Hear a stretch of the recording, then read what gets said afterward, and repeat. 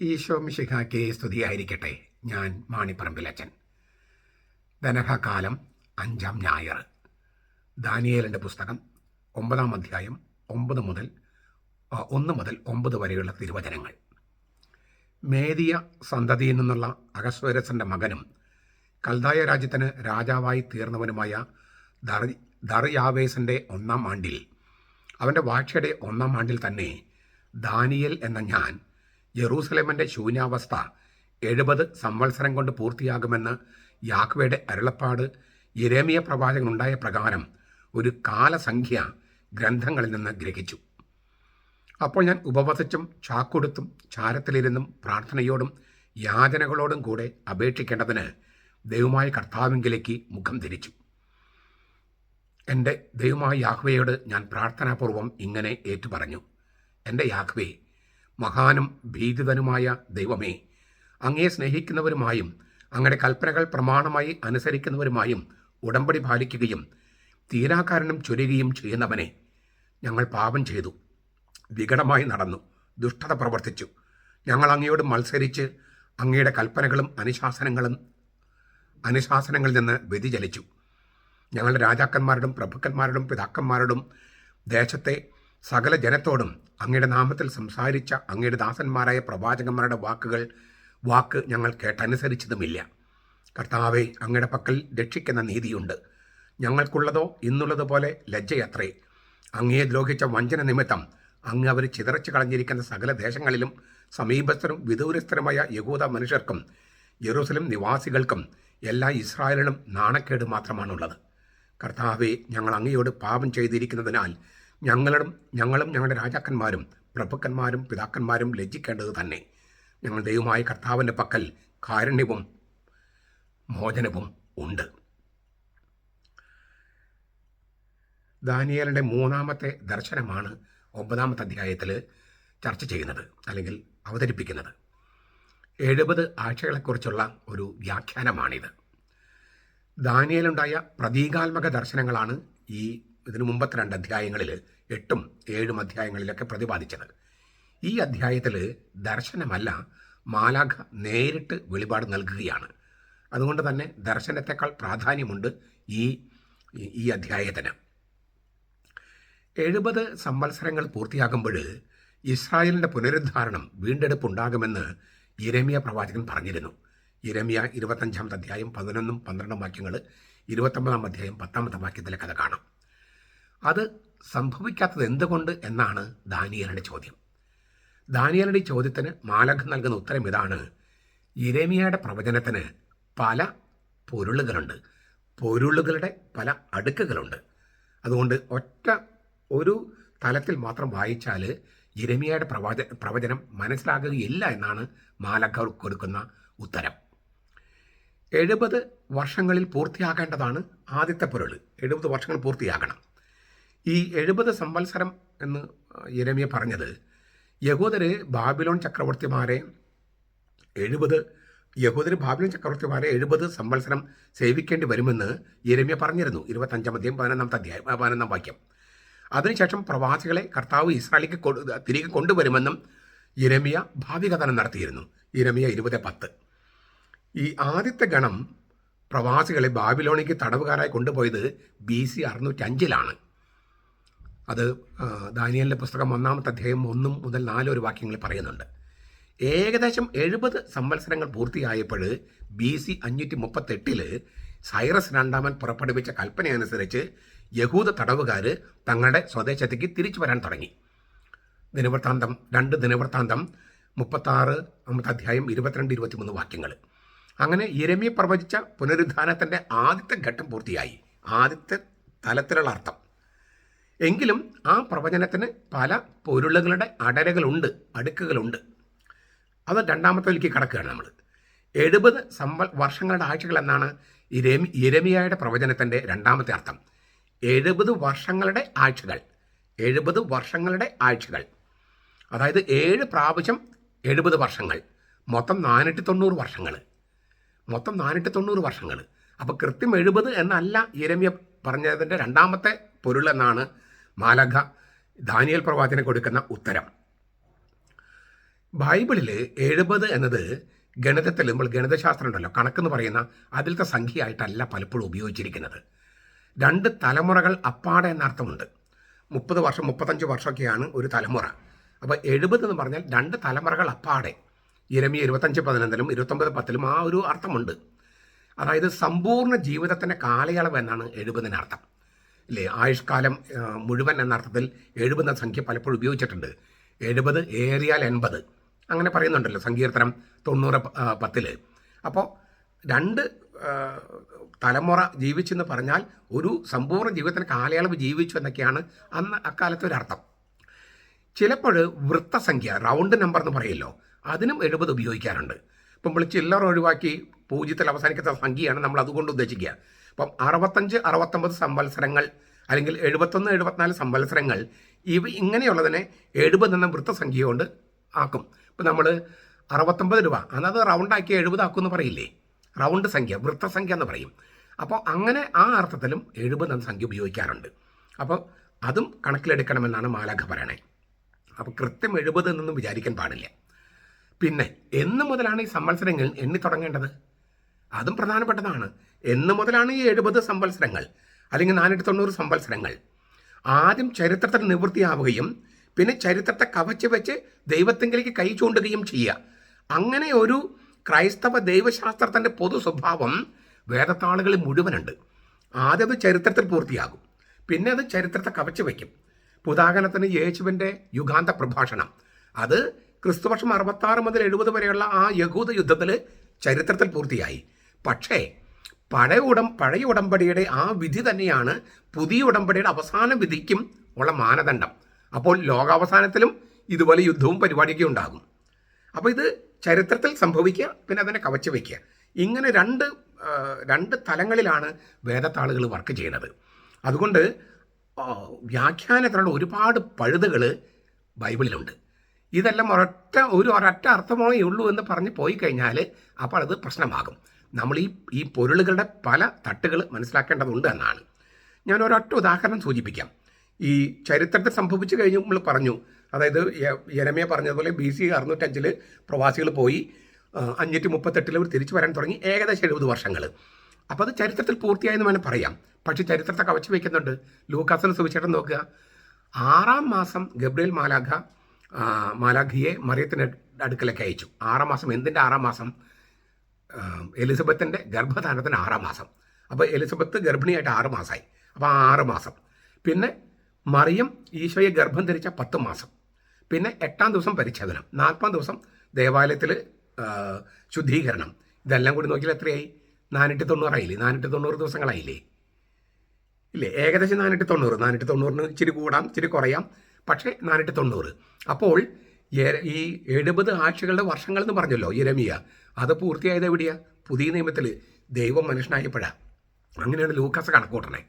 ഇങ്ങനെ കണക്കുകളുടെ തന്നെ, അതായത് ബൈബിളിൽ തന്നെ സംഖ്യകൾക്കും ഗണിതങ്ങൾക്കും ഒരു പ്രത്യേക അർത്ഥമുണ്ട്. അത് തിരിച്ചറിയാനായിട്ട് ശ്രമിക്കണമെന്നാണ് ഈ മാലാഖ ദാനിയേൽ പ്രവാചകനോട് പറയുന്നത്. ഈ അഹസ്വേരസ് രാജാവിൻ്റെ കാലത്ത് നമ്മൾ പറഞ്ഞല്ലോ, പേർഷ്യയുടെ ഭരണാധികാരിയായിരുന്ന സെർക്സെക്സ് എന്ന് പറയുന്ന രാജാവിൻ്റെ ഹീബ്രു നാമമാണ് അഹസ്വേരോസ്. പഴയ പേർഷ്യൻ ഭാഷയിൽ സയാർക്സ എന്നായിരുന്നു പേര്. സയാർസ. എല്ലാ ആണുങ്ങളുടെയും രാജാവ്. അർസൻ എന്ന് പറഞ്ഞാൽ ആണുങ്ങൾ, എല്ലാ ആണുങ്ങളുടെയും രാജാവ്. സയ എന്ന് പറഞ്ഞാൽ രാജാവ്, അർസൻ എന്ന് പറഞ്ഞാൽ ആണുങ്ങൾ. എല്ലാ പുരുഷന്മാരുടെയും രാജാവ് അല്ലെങ്കിൽ രാജാക്കന്മാരിൽ വീരൻ ആ അർത്ഥത്തിലും ആണ് ഉദ്ദേശിക്കുന്നത് എന്നാണ് അതിൻ്റെ അർത്ഥം. അത് ബാബിലോൺ ഭാഷയിൽ അക്സിയാർസു എന്നും ഹീബ്രുവിൽ അഹസ്വേരസ് എന്നുമായി. അതാണ് ഈ അഹസ്വേരസ് എന്ന് പറയുന്നത്. സെർക്സസ് അല്ലെങ്കിൽ സയാർസ എന്ന രാജാവാണത്. കൽദായ രാജ്യത്തിൻ്റെ രാജാവായപ്പോൾ ബാബിലോൺ സാമ്രാജ്യത്തെയാണ് കൽദായ രാജ്യമെന്ന് പറയണേ, ബാബിലോൺ സാമ്രാജ്യം. ഈ ദാനിയേലിന്റെ പുസ്തകം 2:2 ഈ കൽദായരയും എന്ന് പറയുന്ന വാക്ക് ഉപയോഗിക്കുന്നുണ്ട്. കൽദായർ എന്ന വാക്ക് ബൈബിളിൽ യഹൂദ വീക്ഷണത്തിൽ നല്ല അർത്ഥത്തിലും മോശം അർത്ഥത്തിലും ഉപയോഗിച്ചിട്ടുണ്ട്. മെസപ്പൊട്ടോമിയയുടെ തെക്ക് ഭാഗത്തുള്ള ഗോത്രങ്ങളെ സൂചിപ്പിക്കാനാണ് ഈ കൽദായ രാജ്യം എന്നൊക്കെ സൂചിപ്പിക്കുന്നത്. ദാനിയേൽ 5:30 9:1 അത് കാണാം. ബാബിലോൺ സാമ്രാജ്യം കെട്ടിപ്പടുക്കുന്നതിനാൽ ഈ കെട്ടിപ്പടുക്കുന്നതിൽ വലിയ പങ്ക് വഹിച്ചിട്ടുള്ളതാണ് ഈ കൽദായ ഗോത്രങ്ങൾ. ദാനിയേൽ 1:4 അത് സൂചിപ്പിച്ചിട്ടുണ്ട്. നക്ഷത്രങ്ങളുടെയും ഗ്രഹങ്ങളുടെയും പഠനങ്ങൾക്ക് നല്ല പ്രാധാന്യം ഇവർ കൊടുത്തതിനാൽ ജ്യോതിഷികൾ എന്നാണ് പൊതുവെ കൽദായരെ ഗ്രീക്കുകാർ വിശേഷിപ്പിച്ചിരുന്നത്. ഈ കൽദായരിൽ നിന്നാണ് 3 രാജാക്കന്മാർ വന്നെന്നൊക്കെ നമ്മൾ പറയുന്നില്ലേ, മത്തായിയുടെ സുവിശേഷം 2-ാമത്തെ അധ്യായം. അവർ ഈ കൽദായ നാട്ടിൽ നിന്ന് വന്നവരാണ് 3 പേരും. രാജാക്കന്മാർ എന്നുള്ളത് പിന്നീട് വ്യാഖ്യാനം ഉണ്ടായതാണ്. ജ്ഞാനികൾ എന്നാണ് അല്ലേ, ജ്ഞാനികൾ. ആ 3 ജ്ഞാനികൾ ജ്യോതിഷികൾ ഈ കൽദായ നാട്ടിൽ നിന്ന് വന്നവരാണ്. ഇവിടെ ഈ ദാനിയേലിന്റെ പുസ്തകം 9-ാമത്തെ അധ്യായത്തിൽ കൽദായർ എന്നത് കുറച്ചുകൂടി ഇടുങ്ങിയ ഒരു അർത്ഥത്തിലാണ് ഉപയോഗിച്ചിരിക്കുന്നത്. ജ്യോതിഷത്തിലും മന്ത്രവാദത്തിലും അവഗാഹമുണ്ടെന്നും നിഗൂഢമായ ഭാവി ഗോപ്യമായ ജ്യോത്സ്യത്തിലൂടെ ഇപ്പം പറഞ്ഞു തരാം എന്ന് വീമ്പിളക്കുന്നവരുമാണ് ഇവിടെ കൽദായർ എന്ന വാക്കുകൊണ്ട് ഉദ്ദേശിക്കുന്നത്. ദാനിയേൽ 2:4, 2:5, 2:10, 2:27, 4-ാമത്തെ അധ്യായം 4, 5-ാമത്തെ അധ്യായം 7, 11, 15 വാക്യങ്ങളൊക്കെ ഈ അർത്ഥത്തിൽ ഉപയോഗിച്ചിട്ടുണ്ട്. ബേൽ ദേവന്റെ പുരോഹിതന്മാരായാണ് കൽദായർ എന്ന് വിളിച്ചിരുന്നെന്ന് യവന ചരിത്രകാരനായ ഹെറഡോട്ടസ് സൂചിപ്പിക്കുന്നുണ്ട്.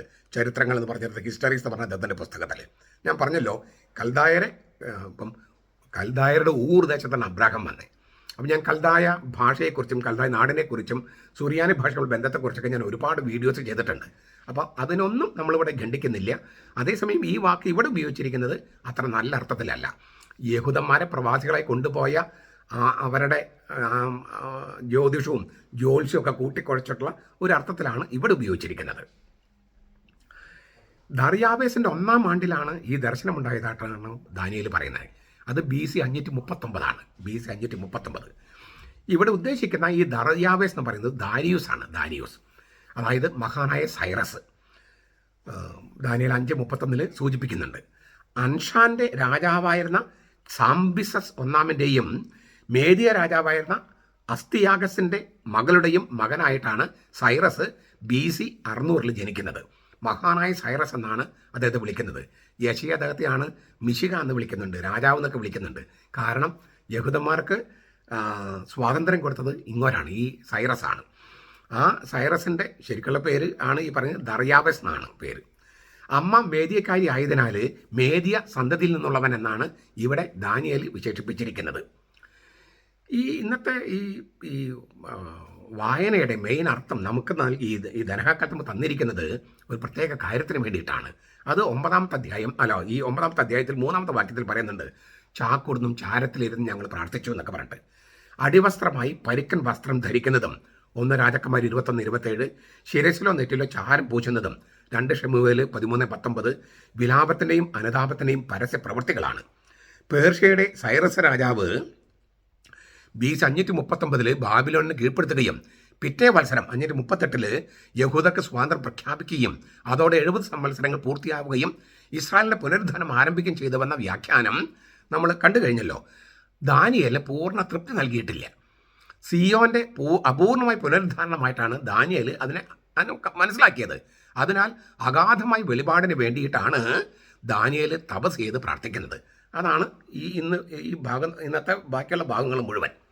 ഞാനിവിടെ നിർത്തുകയാണ്. വ്യാഖ്യാനം നമുക്ക് ഓരോ വാക്കുകളും വ്യാഖ്യാനിച്ച് പോകാം. ഞാനതിപ്പം സീറോ മലബാറിൻ്റെ ധനഹാക്കാലവുമായിട്ട് ബന്ധപ്പെട്ടാണല്ലോ. അപ്പോൾ ഇസ്രായേലിൻ്റെ പുനരുദ്ധാരണം വേണ്ടത്ര ശരിയായിട്ട് നടന്നിട്ടില്ല. അതിനാൽ ചാക്കൊടുത്തും ചാരത്തിലിരുന്നും ധ്യാനിക്കുകയാണ് ദാനിയേൽ.